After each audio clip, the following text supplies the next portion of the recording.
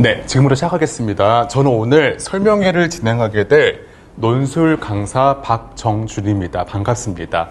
선생님들께 더운 날에 오셔서 좀 감사하고요. 저희가 오신 거가 시간 낭비가 되지 않도록 최대한 중요한 내용을 압축적으로 말씀드리겠습니다.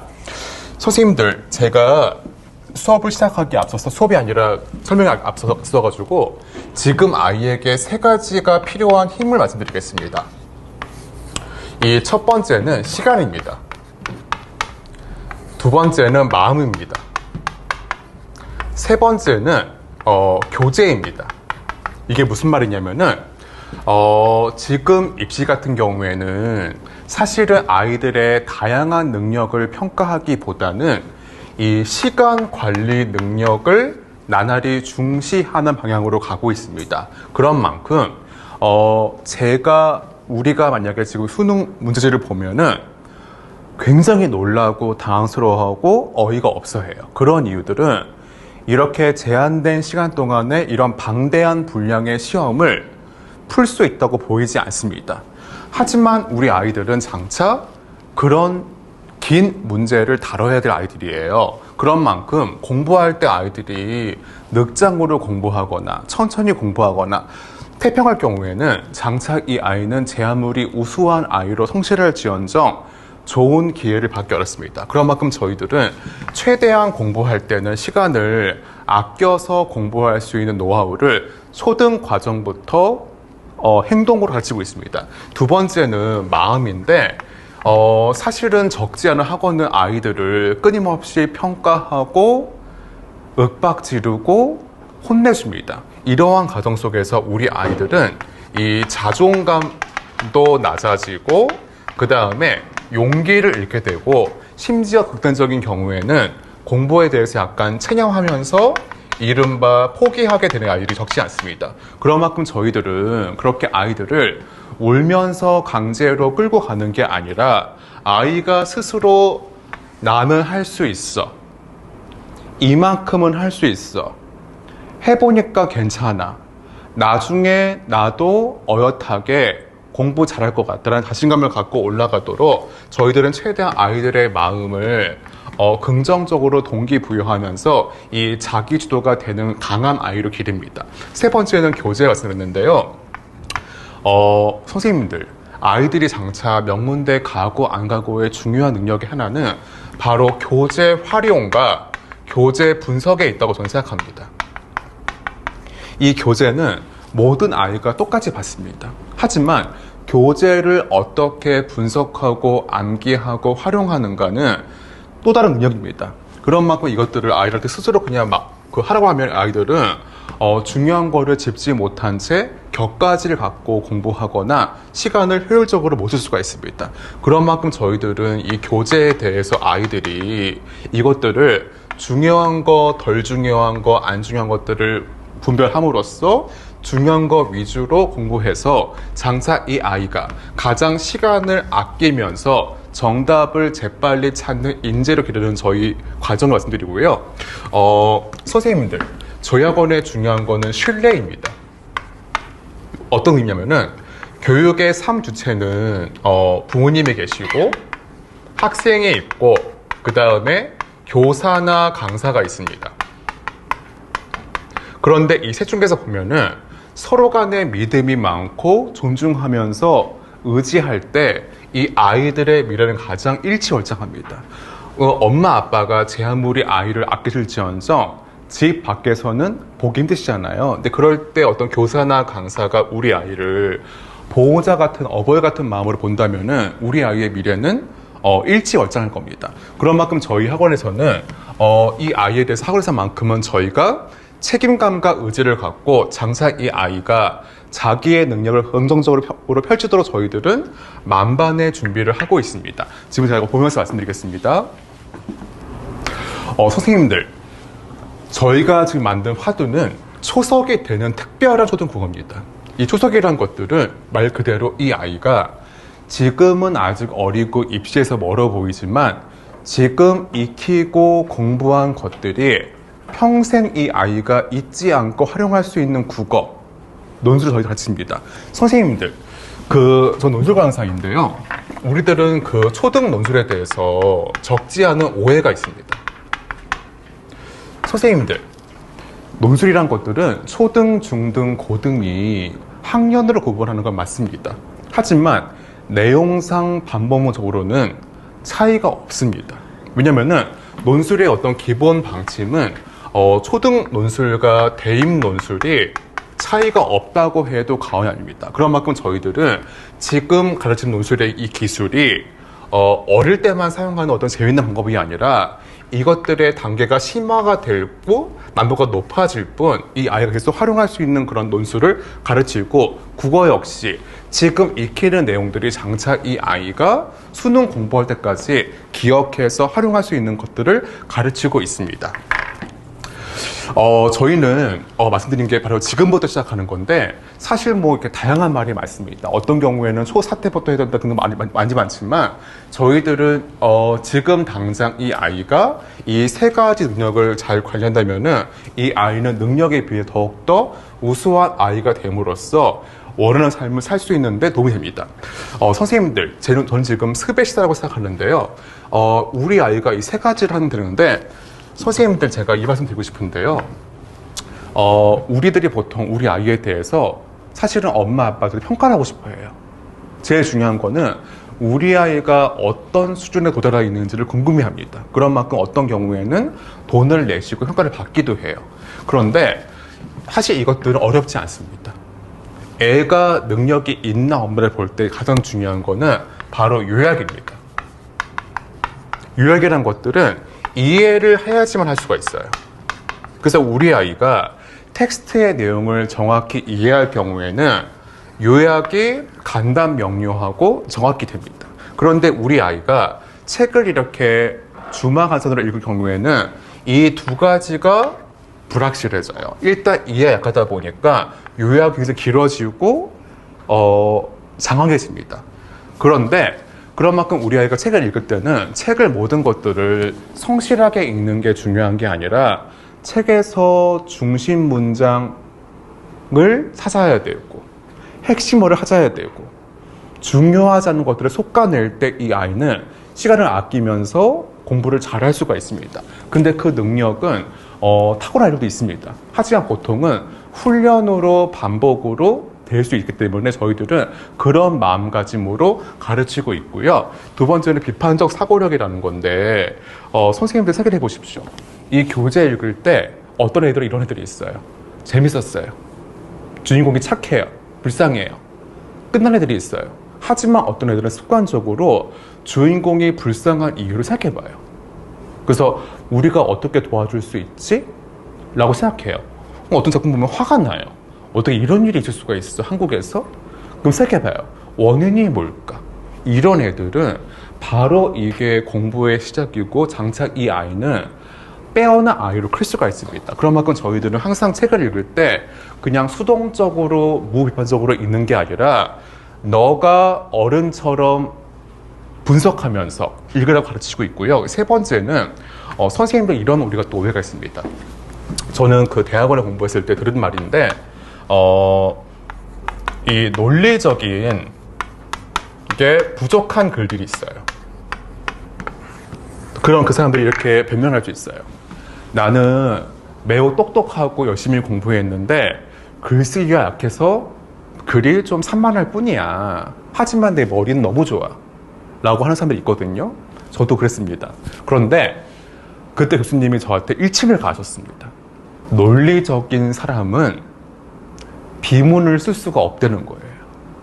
글을 잘 쓰는 사람들은 논리적이기 때문에 글이 엉망진창 갈 수가 없다는 거예요. 그래서 고로 저는 능력 이하니까 다음 학기에 쓰라고 한 적이 있었거든요, 논문을. 그런 것처럼 사실은 아이가 글을 못 쓴다는 것들은 여러 가지를 방증합니다. 그 중에 하나는 사실은 우리 아이가 정확히 이해하지 못했기 때문에 지금 쓸만한 내용들이 논리적으로 구축이 되어 있지 않아요. 그런 만큼 우리 아이가 글을 못 쓸 때는 단지 이거는 글쓰기 훈련의 부족 문제가 아니라 근본부터 이 아이가 어떻게 하면 정말 글을 잘 쓰게 할 것인가 하면은 기둥을 세우는 거예요. 글을 쓰는 구조를 익히는 훈련. 이거 하지 않으면은 어떻게 뭐 개인 과외를 시키고 뭘 하고 해도 근본 그리 나아지지가 않습니다. 그러니까 저희들은 이 세 가지 것들을 저희들의 전문적인 프로그램으로 운영하고 있습니다. 지금부터는 고생이 나오셔가지고 또 말씀드려 저는 이따가 다시 뵙겠습니다. 네, 안녕하세요. 제 초유 국어를 가르치고 있는 박순화라고 합니다. 만나 뵙게 돼서 반갑습니다. 저는 지금부터 저희 그 초등부에 대한 설명을 조금 드릴게요. 혹시 그러니까 김영준 학원을 혹시 알고서 오신 어머님들이 시죠? 아니면은 왜 듣긴 들었으나 잘 몰라서 도대체 여기는 어떻게 가르치나 궁금해서 오신 분 혹시 손 좀 들어봐 주시면, 아니면 오시기 전에 이미 잘 알고 있었어요 혹시 계실까요? 이미 풍문으로 들었죠 학원 뭐 이런. 네. 네. 그러면 제가 조금 저희 학원이 아마 지금 고민들이 많으실 거예요. 아마 뭐 6학년 같은 경우에 이제 중등을 준비해야 하는 게 도대체 어디를 가야 하나. 이제 아마 대부분의 경우에 논술을 열심히 썼던 경우들이 많으실 거라고 예상이 되고, 5학년 같은 경우에는 이걸 어떻게 준비를 해서 6학년에서 중등을 보내나. 일단은 왜냐하면 고등은 사실은 너무 먼 얘기고요.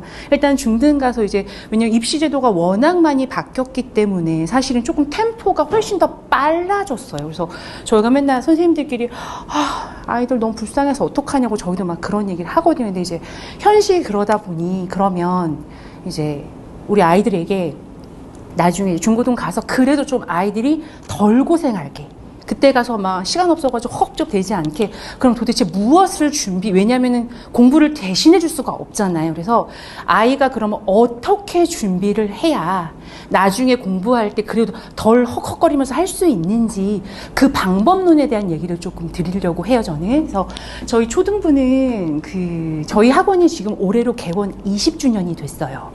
그러니까 아시겠지만 어머니, 대치동에는 수많은 학원이 생겼다가 수많은 학원이 문을 닫습니다. 그런데 이 사교육의 전쟁터잖아요, 사실은. 이 안에서 20년을 한 학원이 큰 부침이 없이 여기까지 왔다. 사실은 그 다음에 저는 설명이 사실 필요 없다라고 생각을 해요.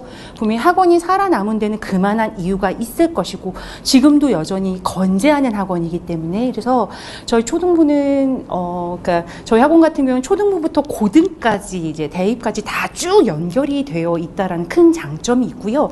그 다음에 저희 자체 제작한 교재와 그 다음에 다양한 선생님들이 계시고, 그 다음에 교육 과정은 뭐 초등부터 고등까지 있으니 저희가 진행을 하다가 그 위에 이제 중고등 과정에서 초등부에서 좀 이런 것들이 준비돼서 아이들이 오면 좋겠어요 라고 했었을 때 그걸 즉각 왜냐하면 저희가 초등부만 있는 학원이 아니기 때문에 그게 가능한 거거든요. 그래서 그 중고등부 선생님들하고 항상 이제 말씀들을 나누거든요. 뭐 입시 방향이나 아니면 아이들 이제 어떤 것들을 준비해서 좀 올려보내야 선생님들이 수업하시기 좀 더 수월하시겠어요. 왜냐하면 아이들이 잘 따라와줘야 선생님들 더 힘이 나는 부분들이 분명히 있거든요. 그래서 그런 부분에 대한 상호작용이 가능한 학원이라는 거. 그리고 이제 다행히 저희 학원에 대한 아무런 정보가 그나마 좀 보통 예전에 이제 저희 학원이 되게 아이들이 편안하게 다닐 수 있는 학원 중에 하나였어. 그게 뭐 수업을 대충 가르치고 이런 의미가 아니고, 그러니까 수업은 되게 정확하게 가르치고 선생님들이 굉장히 훌륭한 선생님이 많이 계셨거든요. 그런데 그 과제나 예를 들면 뭐 시험이나 이런 부분에 있어서 아이들이 조금 그래도 편안하게 다닐 수 있는 부분들이 분명히 있었거든요. 그래서 예전에 이제 왜 오래전에 언니나 뭐 오빠 이렇게 보냈던 어머님들은 여전히 이제 그렇게 보냈던 초등 시절을 생각하고 보내시고 나면 선생님 너무 많이 달라졌는데요 라는 말씀을 하세요. 그래서 저희는 그런데 중요하게 생각하는 건 밸런스거든요. 그러니까 아이들이 뭔가 공부를 할 수 있는 분명히 한계치가 있고, 그 다음에 안 그래도 지금 굉장히 과중한 업무를 그러니까 과중한 업무가 아니고 과중한 이제 학업들을 하고 있어서 그 안에서 조화롭게 할 수 있는 비율들을 찾아가고 있어요. 그래서 과하지도 모자라지도 않은 아이들이 감당하면서 할 수 있는 양의 과제들과 그 다음에 수업들과 그리고 거기서 이제 성취해 나가는 그런 것들에 집중을 하고 있고, 대신 그 과정을 정확하게 해 나갈 수 있게, 그리고 부족한 부분이 있다라고 하면 강사들이, 저희가 물론 이제 대형 학원이라는 생각을 되게 많이 하시는데 왜 동네에 왜 다니는 그 소형 학원들처럼 아이들 개개인의 뭐 어머니들이 뭐 학원 보내시면서 또 무슨 아이가 뭐가 부족하다고 과외를 하기도 되게 애매하시거든요. 그래서 그냥 김영준 학원에 오면 국어는 그냥 그게 다 해결되는 그런 방향으로 저희가 구성을 하고 있습니다. 자, 기본적으로 이제 뭐 과제 같은 것들, 그러니까 그 아주 작은 습관들을 굉장히 중요하게 생각하거든요. 그래서 만약에 과제가 안 돼서 오면 남아서 하고 가야 돼요. 근데 아이들이 왜, 그래서 어머님들한테 그냥 보내시라 그래요. 근데 아이가 한 번 와가지고 과제를 안 하고 와서 남아서 아이들이 세상에서 제일 싫어하는 게 남아서 하는 거예요. 그래서 그 한 번 이제 그렇게 하고 나면 그다음부터 두 번은 과제를 안 해온 일이 없어요. 아주 특별한 케이스 제외하고는. 그래서 저희가 그 과제 당연히 이제 철저하게 그거는 저희가 그 검사를 하고 있고요. 그 다음에 당연히 저희 뭐 아시겠지만 들어올 때 시험은 없습니다. 누구나에게 문은 열려 있지만 들어와서부터는 들어온 순간부터 이제 매주 학업적인 부분에 대한 이제 평가가 들어가고요. 그다음에 그 평가의 결과에 따라 뭐 넘치는 친구, 부족한 친구들 같은 당연히 그거에 알맞는 이제 선생님들의 이제 그 뒷 작업들이 들어가죠. 아이가 충분히 이해할 수 있게. 그래서 저희 학원 같은 경우에는 대형과 소형의 그러니까 장점들을 모아놓은 학원이라고 이해를 하시면 좋을 것 같아요. 자, 그러면 사실 여기 대치동에서 학원을 하고 있다? 나쁜 학원은 없습니다. 근데 이제 저희가 이제 어머님들도 그렇고 이제 부모님들이 찾는 거 그 더 좋은 학원들을 찾으시는 거잖아요. 네, 그러니까 사실은 그 좋다라는 의미는 사실 내 아이하고 잘 맞는 학원을 찾아주시는 게 가장 중요하다라고 봐요. 그러면 어차피 선생님들이 가르치는 내용은 사실 특별한 걸 가르치는 건 아니기 때문에 대략 비슷합니다. 그러면 사실 가장 중요한 건 아이가 누구와 함께 공부하냐라고 생각을 하거든요. 왜냐하면 아이들은 이제 아마도 대부분의 경우에 어머님들의 말에서 조금 떨어져 있어요, 이제. 어머님들이 아무리 얘기를 해도 애들이 이렇게 한 귀로 듣고 이렇게 한 귀로 그걸 보실 거예요. 아, 내 말이 한 귀로 들어갔다가 날아가는구나라는 걸 보실 거예요. 애가 대답을 했는데 되게 건성건성. 그래서 사실은 아이가 그러니까 자기의 모든 이야기를 털어놓을 수 있는 어떤 선생님이 있다라고 하면 굉장히 많은 변화를 겪거든요. 그러니까 저도 사실 제가 학창 시절 때 선생님한테 굉장히 많은 영향을 받았던 사람이었기 때문에, 그러니까 선생님의 말 한마디에 아이들이 공부를 할 수도 있고요. 선생님의 말 한마디에 아이들이 공부를 놔버릴 수도 있어요. 실질적으로 그런 것들을 제가 아이들 왜 그 타학원에 이제 뭐 영어나 수학에서 아이가 그 선생님의 어떤 말들 때문에 갑자기 막 이랬던 것들을 경험을 제가 직접 그걸 받고 아이들이 와서 얘기를 하거든요. 와서 이제 별 얘기를 다 하거든요. 근데 그거 보면 그러니까 누구와 함께 공부하느냐는 굉장히 중요한 일이라고 생각합니다. 그래서 저희 학원 같은 경우에는 그러니까 저희가 어머님 사실 되게 뭐라 그래야 되나요? 되게 약간 그 필요 이상의 말을 잘 못해요. 그러니까 내가 가진 게 100이면 150, 200을 얘기할 수 있어야 되거든요, 사실. 근데 저희는 그냥 저희가 100이면 그냥 100만 얘기해요. 거기에 추가로 되는 부분은 사실은 저희가 아무리 입으로 얘기한다 한들 아이가 와서 수업을 받지 않으면 알 수 없는 부분이거든요. 그래서 저희가 그냥 이 앞에서 드리는 말씀은 저희가 지킬 수 있는 얘기들만 한다라고 이해하시면 돼요. 여기에 선생님이 이 정도 얘기했으니까 그럼 20, 30은 내가 저기서는 안 되겠구나가 아니고 이게 미니멈 저희가 최소한의 약속인 거예요. 그래서 여기에 그 위에 뭔가가 있지만 여기서 제가 말씀을 드린다고 한들 사실은 저희가 신뢰관계를 쌓아진 지금 관계가 아니기 때문에 그래서 그 드리는 말씀은 저희가 실질적으로 하고 있는 얘기들, 그 다음에 지킬 수 있는 아주 최소한의 약속들을 말씀드린다고 이해하시면 될 것 같아요. 그래서 보통 아이들이 이제 학원을 어딜 보냈는데 아이가 선생님이랑 안 맞을 수 있잖아요. 나쁘고 좋고가 아니라 아이가 선생님이랑 안 맞았을 때 어머님들 사실은 고민스럽잖아요. 이거 어떻게 하냐. 저희는 만약에 어떤 시간에 수업을 들었는데 애랑 선생님이랑 잘 안 맞는 것 같아. 그러면 그러니까 선생님들이 저희가 다양한 스타일의 선생님들이 계시거든요. 그래서 아이한테 맞을 수 있는 선생님을 찾아주실 수가 있으세요. 그래서 아이가 만약에 엄마 나 여기 너무 힘들어. 나 못 다닐 것 같아 했었을 때 그래 그럼 다른 학원이 아니라 그러면 다른 시간대에 다른 선생님한테 한번 들어볼까? 이게 가능해요, 어머니. 그리고 어느 반을 수업을 듣는다고 하더라도 진도는 다 같고 가르치는 내용은 다 같고요. 단지 이제 선생님들마다의 스타일의 차이가 있다라는 거. 그래서 우리 아이는 막 예를 들어 선생님 목소리가 크고 이런 거 별로 안 좋아하는데 그러면 상대적으로 좀 조용한 선생님 선택할 수 있고 우리 아이는 막 그 888 너무 그 에너지가 넘치는 아이인데 선생님도 그런 선생님이어야 돼요 하면 그런 반이 또 있고 그래서 각 반마다 약간씩 좀 선생님에 따라 스타일이 조금 다르기 때문에 아이에 따라서 맞춤형으로 선택하실 수가 있어요. 자, 그런 장점이 있고요. 그 다음에 선생님들이 뭐 특별히 어디가 좋고 특별히 이런 것들이 없기 때문에 크게 그거는 걱정하시고 고민하지 않으셔도 돼요. 단지 그건 있어요. 내 아이와 더 잘 맞는 선생님과 잘 안 맞는 선생님은 있을 수 있어요. 자, 그리고 저희가 물론 학원에서 아이들한테 학습적인 거를 가르치고 있긴 하지만 가장 중요하게 생각하는 건 아이들의 정서예요. 그래서 저희 학원은 아이들의 현재를 보지 않아요.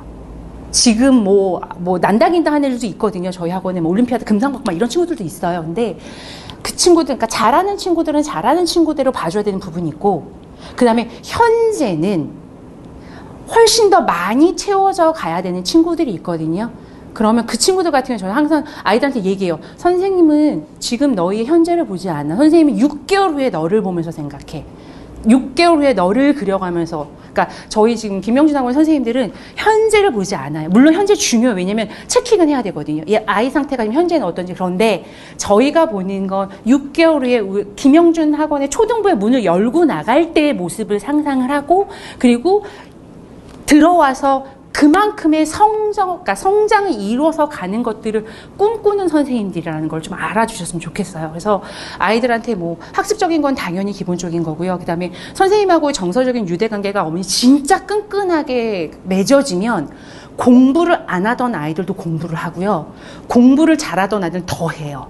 실질적으로 이거는 뭐 경험 속에서 제가 말씀드리는 거기 때문에 이것 또한 거짓이 없습니다. 그래서 달리는 아이들을 더 달리게 할 수도 있고, 주저앉아가지고 나 아무것도 안 할 건데 라고 했던 아이들을 일으켜 세워서 그 아이가 걷게 하고 그 다음에 뛰게 할 수 있는 게 사실은 선생님들과의 어떤 관계라고 이해하시면 좋을 것 같아요. 그래서 그런 관계에 굉장히 많이, 그러니까 단순히 나 가르쳤으니까 끝 이게 아니라 아이들의 그런 성장에 선생님들이 모두가 되게 촉을 세우고서 보고 있다라는 거. 그리고 선생님들이 그 촉을 세우냐 안 세우냐 만들어낼 수 있는 내용물이 굉장히 다릅니다.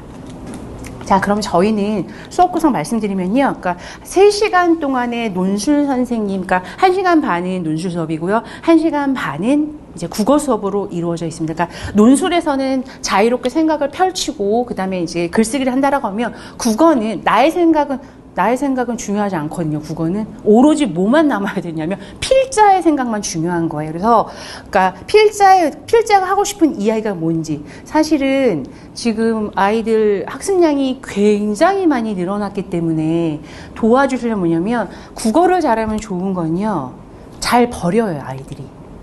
제가 그러거든요. 국어를 왜 해야 되냐면, 얘들아 잘 버리기 위해서야. 무슨 얘기냐면요, 내가 10개를 배웠는데 시간이 없어요.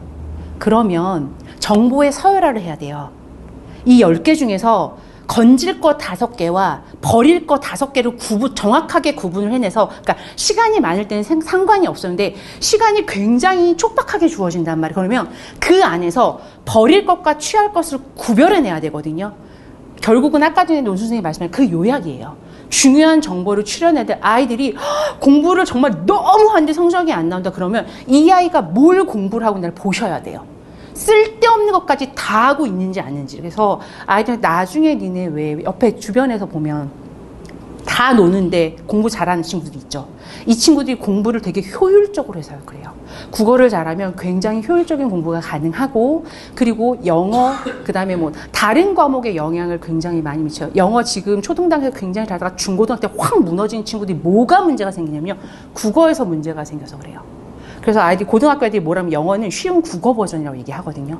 그러니까 국어가 무너지면 나중에 중고등학교에서 이제 그 어마어마한 공부를 쳐내야 될 때 힘들어집니다.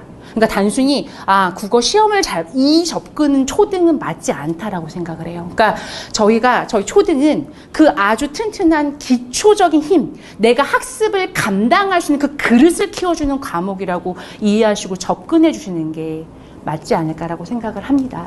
자, 그러면 저희 이제 사과정에서 이제 어떤 프로그램들이 있냐면요, 저희 학원은 상시 프로그램과 특강 프로그램들이 있습니다. 자, 그래서 상시 프로그램은 저희는 기본적으로 어머님들 만약에 보내신다고 하면 저희는 100% 출석을 권해드려요. 초등은 온라인 강의 듣고는 와요. 그런데 거의 기억을 못해요. 그래서 저희가 만약에 수업이 빠졌을 경우에는 수요 보강을 해서 아예 보강할 수 있는 요일 그 시간대가 있고요. 근데 그것마저도 안 된다 그러면 인강인데, 인강하고 난 다음에 아이가 이해력, 그러니까 그 학습을 제대로 이해하지 못하면 선생님들이 그런 경우에는 따로 이제 그 1대1로 수업을 하는 경우도 있거든요. 그래서 저희는 그러니까 빠지는 수업이 절대 없다는 거, 어머니. 특별한 상황이 아니면 뭐 여행하거나 아프거나 이래서 부득이하게 이제 아무것도 못하는 경우들이 있거든요. 그런 경우가 아니면 수업에 결손이 생기는 경우는 없고요. 그 다음에 아이들마다 이제 시험 보고 난 다음에 힘들어하는 부분이 다르고, 그래서 아이가 약점이 저희가 보이게 되면 선생님이 따로 불러요. 그래서 어머님들이 시간만 할애해 주시면 돼요. 아이 보내주시고, 그러면 아이의 약점, 뭐 아이들 개개인마다 너무나 다르기 때문에 그 약점을 저희가 1대1 수업을 통해서 해결을 하고 있고요. 그 다음에 저희 학원은 아시겠지만 저희가 무슨 레벨로 나눠서 뭐 레벨 테스트를 보서 무슨 반 이렇게 나눠서 있지는 않습니다. 그런데 들어왔는데 글씨가 굉장히 뛰어난 친구들이 있어요. 근데 그런 친구들 같은 경우에는 테스트를 통해서 저희가 입시 논술 심화반이 있거든요. 그래서 이건 실질적으로 이제 그 대입에서 했던 문제들 중에 초등 아이들이 풀만한 문제들을 아까 그 설명해 주셨던 선생님께서 하시는데, 저분 선생님이 원래 저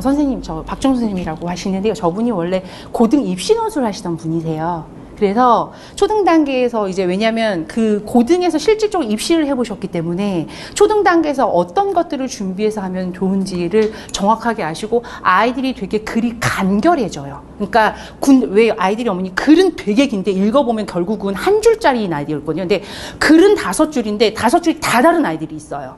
그러니까 사실은 양적으로 보면 전자아이지만 사실은 질적으로 보면 후자 쪽 아이거든요. 그래서 왜 쓸데없이 주저리 막, 그러니까 분량이 중요한 게 아니고 짧은 글이라고 해도 그러니까 정확하게 자기의 논리, 그러니까 자기 생각을 논리로 전달할 수 있는 게 굉장히 중요한데, 그 부분을 지금 초등 단계에서 간결하게 해주실 수 있는 그런 수업을 받으실 수 있다라는 거. 네. 그리고 이제 저희가 이제 특강 프로그램들이 있어서 초6 같은 경우에 이제 아무래도 이제 그 문법 같은 경우에 이제 요번 3, 4과정에서 문법들이 있거든요. 그래서 그 문법 관련된 문제들을 조금 더 확장해서 푸는 프로그램이 준비되어 있고요. 논술 같은 경우에는 책 읽고서 같이 선생님과 그 프로그램 어떤 내용이고, 그다음에 그 안에서 어떤 이야기를 해야 되는지 책을 읽고서 선생님과 함께 하는 특강이 준비되어 있습니다. 자, 그러면 저희 정규 이제 국어 수업 설명을 좀 드리면요. 수능이 이제 선택의 영역이 없어졌습니다. 그래서 이제 다 해야 돼요. 국어의 전 영역을 다 해야 되고요. 그래서 저희 학원은 지금 크게 문학, 비문학, 문법 이렇게 3가지 영역으로 나눠져 있고요. 저희 이제 4, 5과정 2과정 남았는데, 이 과정 동안, 그러니까 한 과정 안에 요 3파트를 다 한다고 생각하시면 돼요. 그러니까 뭐 4과정은 문학이고 5과정은 비문학 이게 아니고요. 4과정 안에 문학, 비문학, 문법 이렇게 3 영역을 아이들이 배운다고 그렇게 이해를 하시면 됩니다. 그리고 특히 이제 어휘 같은 경우는 가장 문제가 되는 게 어휘예요. 아이들 진짜 어휘가 부족한 친구들이 너무 많고, 그러니까 상상 외의 단어들을 질문을 하거든요, 아이들이. 제가 올해 수업하면서 굉장히 놀랐던 게, 그 다문화 가정에 대한 이야기를 하는데 아이가 수업 끝나고 나면 조용히 오죠. 선생님 근데 혼혈아가 무슨 뜻이에요? 물어보는 거예요. 자, 그래서 이게 되게 설마 내 아이는 아니겠지. 근데 가끔가 돌아가면서 그래요. 돌아가면서 이 아이 너 당연히 되게 잘하는 친구. 당연히 알겠지 얘는. 근데 엉뚱한 말을 물어봐요. 그래서 어휘 부분이 굉장히 비어있는 경우가 많아요. 저희 같은 경우 이제 한자를 근간으로 해서 아이들이 확장할 수 있게 지금 방향이 맞춰져 있고요. 그리고 저희가 한국말이기 때문에, 우리말이기 때문에 영어 단어 외우는 건 좀 달라요. 그러니까 아이들이 왜 책을 읽는 것에 그러니까 가장 효과적인 게 뭐냐면 어휘의 확장인데, 아이들이 사실은 실질적으로 책을 읽을 수 있는 시간이 없는 경우가 많아요. 왜냐면 과제가 뭐 다른 과목 숙제가 너무 많다고. 그래서 저희는 그 어휘집, 과제집에 있는 것들을, 그러니까 독서를 하지 않더라도 최대한 그 독서에 준하는 그거 뭐 100%까지는 아니더라도 7, 80 정도는 채워나갈 수 있게 그래서 아이들이 그 어휘 과제 준비하면서 시험 준비하면서 다양한 문장들을 읽고 거기서 어휘를 확장할 수 있게 구성이 되어 있습니다. 자, 그리고 매주 국어 시험 보고요. 일정 점수 아래로 점수면 당연히 남아서 재시험 보고요. 이 재시험이 한 과정에 여러 번 되어 있다. 그럼 그 다음 과정에 부릅니다. 와서 선생님하고 그 자기가 잘 몰랐던 부분들 1대1로 수업하는 것으로 진행을 하고 있습니다. 여기 시험지는 조금 이따가 나오셔서 한번 보시면 될 것 같고요. 그 다음에 저희 이제 초6과정에서 보면 그 아까 말씀드렸던 문학, 비문학, 문법 이렇게 구성이 되어 있습니다. 그리고 지금 4, 5과정 같은 경우에 이제 아무래도 중등 이제 가면 아이들 바로 내신 시험이 있거든요. 그래서 문법 같은 경우는 최대한 좀 그 남은 기간 동안에 아이들 좀 반복을 많이 시켜서 결국 문법은 반복시켜서 그 언어들을 자기 걸로 만들면 되거든요. 그게 가장 중요한 부분이어서 그래서 문법 같은 경우는 조금 많은 좀 반복이 그러니까 정규 과정 외에 추가로 아마 좀 특강이나 이런 것들을 통해서 아이들이 수업을 할 수 있게 지금 준비를 하고 있습니다.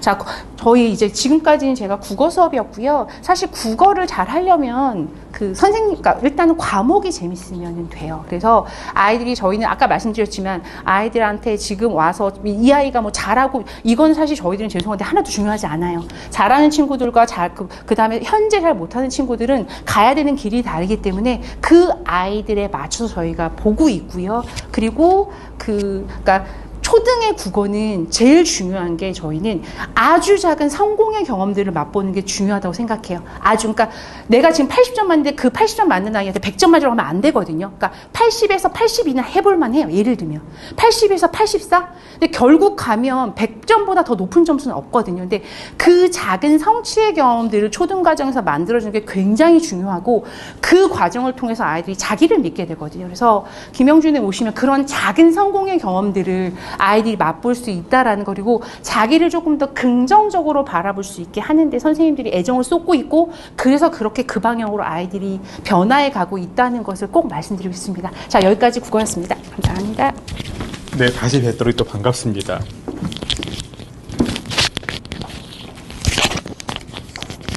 선생님들 요즘에는 이게 그 약간 사담 같을 수 있는 건데 이게 안타깝다고 생각하는 것들이 어느 순간부터 학원이 학교화가 되고 있어요. 그래서 예컨대 그 어떤 학부모님께서 제가 고등학생 갔었을 때 제가 하는 말씀을 100%를 따라 하시더라고요. 근데 교사들은 더 전문적인 사람들인 거잖아요. 더 좋은 정보를 갖고 있고 학교사의 충고는 거의 안 들으시더라고요.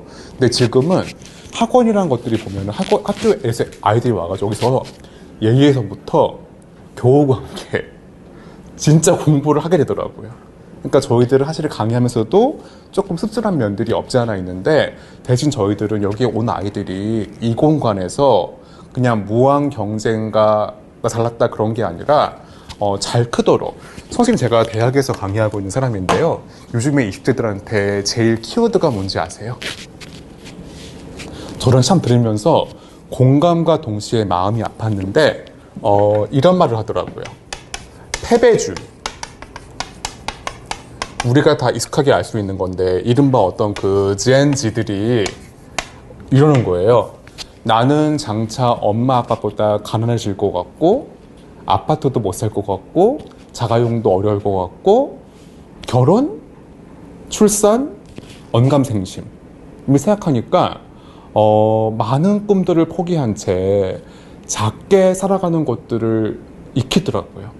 근데 사실은 정말 20대만큼은 꿈에 부풀어가지고 좀 허황된 꿈을 꾸는 나이주잖아요.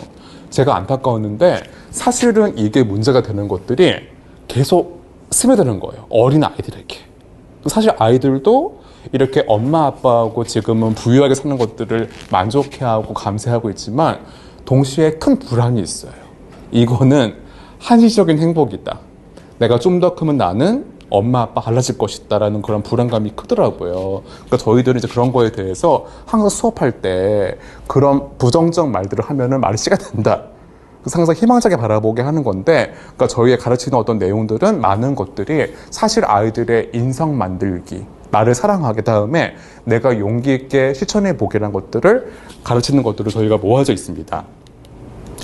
선생님, 저희들은 항상 이렇게 아이들이 학원에 올 때 중요한 거는 준비가 된 애들이 중요합니다. 선생님이 요즘에 보면 학준비가 빨라져가지고 이제 적지 않은 아이들이 특히 집에서는 엄마 아빠가 보시기에 황당무계한 짓을 하는과 동시에 실질적으로 엄마 아빠가 말씀 못하지만 아이 때문에 약간 경증의 우울증 호소하는 분들이 꽤 계시더라고요. 근데 그런 이유가 이 아이들이 말을 너무 못되게 하고 뭐 그런 것들이 막 팽배하다고 하는 건데 그런 와중에서 제가 말씀드리는 게 있어요. 가장 중요한 거는 원칙입니다. 그래서 우리 아이가 지금 엄마랑 다투고 몸이 아프고 뭐 그럴지언정 해야 될 것들에 대해서 하는 것들은 굉장히 중요하더라고요. 근데 이거를 놓는 순간 걷잡을 수 없이 애는 자유로워지거든요. 그럼 정말 얘가 실제 공부해야 될 중3, 고2 이럴 때 엄마 아빠가 통제할 게 하나도 없어요. 그러니까 내가 보기에 우리 아이의 삶이 나빠지고 있는 건데 이거 바라보시는 엄마 아빠의 마음을 생각해 보십시오. 타들어갑니다. 고통스러워져요. 혹은 죄책감이 들어요. 내가 잘못 길러서 우리 애가 이런가? 이제 그런 건데, 그러니까 저희들 같은 경우에는 학원에 항상 올 때 어떠한 경우라도 책을 읽고 와서 시험 보게끔 이끕니다.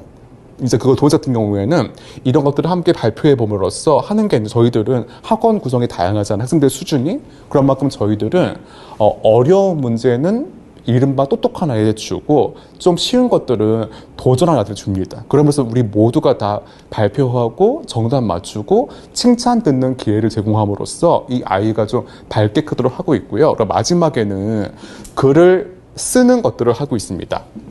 이제 그 다음 보시면은요, 저희 학원의 강점들은 첨삭을 매주 주셨습니다. 선생님들, 보통 학원의 강사들이 가장 싫어하는 일이 첨삭이에요. 이 첨삭이란 것들은 요행을 피우고 잔머리를 써서라도 시간이 확 안 줄거든요. 어쨌든 간에 시간이 필요합니다. 그래서 적지 않은 학원들은 강사가 첨삭하지 않고 뭐 대학원생이라든가 알바를 줘요. 그러면 그 대학원생은 자기가 전혀 모르는 학생의 글을 보고 있는 건데 한번 선생님들 읽어보세요. 얼핏 보면은 너무 정성스러워 보여요. 그래서 감동해서 읽으려고 하면은 많은 얘기가 하나 말하는 얘기인 거예요. 필체가 예쁘다. 꿈을 꾸는 아이구나. 마음이 착해 보인다. 친구 많을 것 같다. 근데 그런 말 듣고 뭐 기분 좋을지 모르겠지만 아이의 글쓰기가 나아지진 않습니다. 그런 만큼 저희들은 이제 첨삭할 때 주안점을 두는 것들이 사실은 이 아이가 논리적으로 어떤 거에서 헤매고 있는지를 저희가 짚어줌으로써 아이가 한번 고민을 이끌고 그 다음에 아이가 뭐 생각이 좀 이렇게 발생이 뛰었다면 그런 것들을 문장력이 약할지언정 칭찬함으로써 그 아이가 마음껏 표현하도록 하는 것들을 이끌고 있고요. 선생님들, 제가 이 말씀을 드리고 넘어가겠습니다. 많은 분들이 궁금해하세요.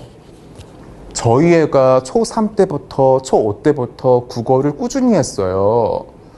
문서가 친 적이 없어요. 근데 그때나 지금이나 글쓰기가 발전된 것 같지가 않고 지지부진해요. 왜 그럴까요? 하거든요. 선생님들 그 원인이 뭔지 아세요? 해결 방안이 저는 압니다. 간단해요. 그 아이한테 10일에 한 번이든 일주일에 한 번이든 글을 매주 쓰게끔 만들면은 그 아이는 자연스레 문장력이 좋아지고 분량이 늘어나고 생각의 발달을 해요. 선생님이 보통 아이들을 이게 글을 쓸 때 보면은 아이들의 가장 큰 저희들과 차이는 어린이들은 강박이 적어요. 어른들은 이런 게 있습니다. 이만큼 썼지만 좀 더 나에게 성의를 다하고 싶으니까 피곤하지만 좀 더 쓰고 잠을 자거든요. 어른들은 일반적으로. 근데 어린이들은 이런 게 별로 없어요. 딱 쓰고 나면 그냥 편하게 자거든요. 그런데 이 쓰고 싶은 만큼만 쓸 때 가장 큰 장점들은 이 사고력이 별로 확장되지 않아요. 그러면 아이가 이른바 머리가 좋아지는데 안 좋습니다.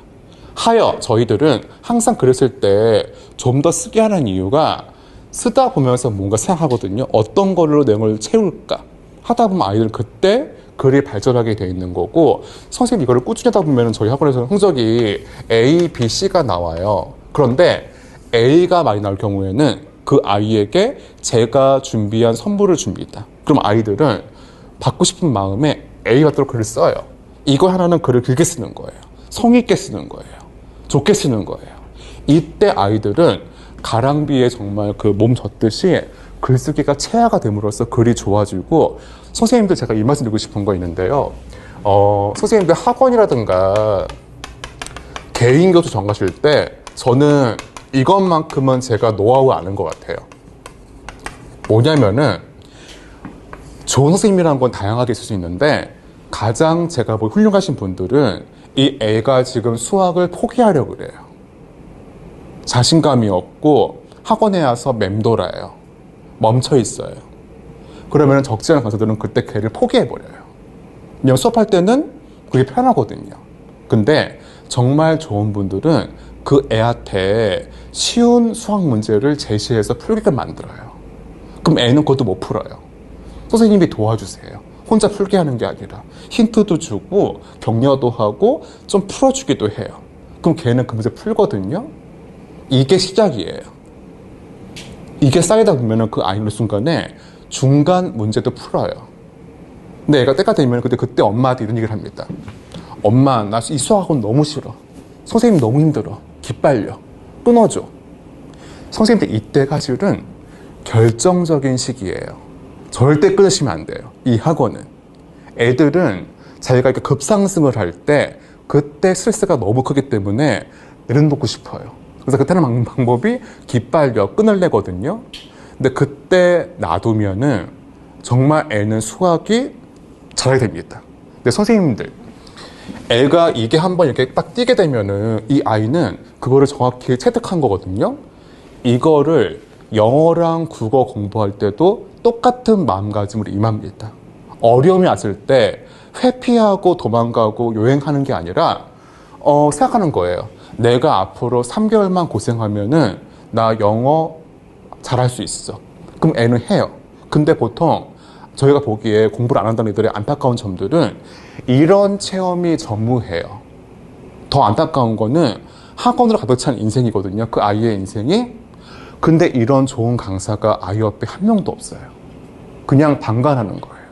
학원이라는 것들은 참 안타깝지만 이 우수한 애들 위주로 진행이 되게 돼 있어요. 하지만 어떤 학원들은 다릅니다. 선생님이 기본적으로 누구누구가 힘들어하는 거 예민하시면은 걔를 부르게 돼 있어요. 1대1로 수업하자. 도와줄게. 너 할 수 있어 하면 아이는 그때 조금 힘을 내거든요. 근데 이게 애들은 어리기 때문에 그 작은 체험이 아이의 삶을 바꿔버리기 때문에 나중에 보면 엄마 아빠가 신기해요. 우리 애가 수학을 좋아한다고? 우리 애가 학원을 좋아한다고? 그럼 그 애는 그때부터는 만사 형통입니다. 성공한 거예요. 그러니까 선생님들 그런 분이 계시면은 그 학원은 절대 끊지 마십시오. 그러니까 저희 학원도 그런 학원을 추구하고 있기 때문에 저희들은 이제 글 쓸 때 아이가 정말 글만큼은 나 이제 겁 안 나. 잘 쓸 수 있어. A 바를 수 있어. 라고 생각하면 그 아이는 학원 나온 이유가 충분합니다. 이제 그 다음 말씀드리면은요. 여기 보시면은 모든 텍스트가 문학임을 알 수 있는데 저희 학원 수업은 문학 수업이 아니라 문학 텍스트를 활용한 학제간 수업입니다. 그런 만큼 아이들은 이런 교재를 통해 가지고 역사, 철학, 환경, 뭐 경제, 법 그런 모든 것들을 고민해보고 추천할 수 있는 그런 기회들을 받게 되는 것들이고요. 초도 마찬가지라고 할 수 있습니다. 이제 마무리할 시간이 있는데 저희가 보면은 저희들은 초등 국어의 기초를 확실히 잡아드립니다. 그런 만큼 국어 같은 경우에는 개념과 어휘를 잘 공부시킴으로써 아이가 장차 지금 공부했던 것도 바탕으로 내신과 수능, 선생님 이것만 생각하시면 됩니다. 제가 이렇게 보기에는 안 보일지 모르겠지만 요가를 꾸준히 했거든요. 근데 한동안 안 했었어요. 요가 학원에서 남자들을 이렇게 최근에 이렇게 컴플레인이 많아가지고 나가라고 하는 전화가 선생님들은 모르시죠. 이 남성들은 정말 제가 가서 무슨 뭐 추잡한 행동 한 적이 전혀 없는데 이렇게 부끄러우시대요. 이렇게 불쾌한 게 아니라 막 이렇게 자기의 어떤 그 동작을 남자가 옆에 있는 게 너무나 부끄러우셔서 쑥그려나서 이제 할 수가 없어서 못했는데 다시 하게 됐어요. 남자 요가 강사가 계시더라고요. 근데 신기한 게 뭐냐면 제가 5년간 쉬었거든요. 동작이 해봤더니 다 기억나더라고요. 공부도 마찬가지인 것 같아요. 지금 글쓰기를 해두면은 얘가 중3부터 고3까지는 글을 논술을 쓸 수가 없어요. 근데 고3 때 다 쓰게 될 때 손에 감각이 있습니다. 선생님들 이런 게 있어요. 제가 그 고등학교 3학년 수업을 오랫동안 했잖아요. 그러면 이맘때쯤 되면은 엄마랑 애랑 이렇게 학원에 오시는데 엄마가 막 통곡을 하세요. 처음 본 저 앞에서. 둘이 아예 모르는 사이잖아요. 근데 그런 이유가 이 애가 고3인데 입시의 장점이 한 가지도 없다는 거예요. 수능 모의고사도 안 나오고 유학 보낼 만큼 돈이 있는 것도 아니고 내신이 좋은 것도 아니고 또 뭐 이렇게 뭐 대학도 가고 싶어 한다. 짱 대조가 없다. 뭐 연예계 대조 없다. 근데 그나마 얘가 논술은 좀 할 수 있대요. 근데 정말 그럴 때 많은 경우 논술을 또 못 하더라고요. 근데 그 가운데 극소수는 글만큼을 잘 쓰더라고요. 물어보면은 첫 번째가 이 아이가 책을 많이 읽었던 아이고 두 번째 같은 경우는 일기든 뭐든 썼더라고요. 그러니까 선생님들 제가 드리고 싶은 충고는 저희 학원이 설령 아닐지언정 중2 때까지는 글쓰기를 하게 하세요.